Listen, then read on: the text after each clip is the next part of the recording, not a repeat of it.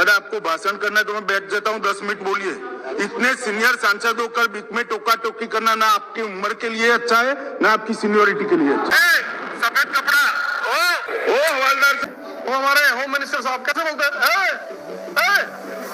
सफेद कपड़ा, आलू बेच रहा हूँ मोहल्ले में, बड़े पद पर आप भारत के बैठे हैं, आपके बोली से, आपके बैठने से, आपके एक्शन से वो गरिमा झलकनी चाहिए, देख के लगना चाहिए कि यार होम मिनिस्टर है हिंदुस्तान का। क्या किस तरह की बात करें, किस दुनिया में जी रहे आप? नहीं, पर आप जब नरेंद्र मोदी दिमाग जी, आपके दिमाग पर जो भूत सवार है उसको उतार दीजिए।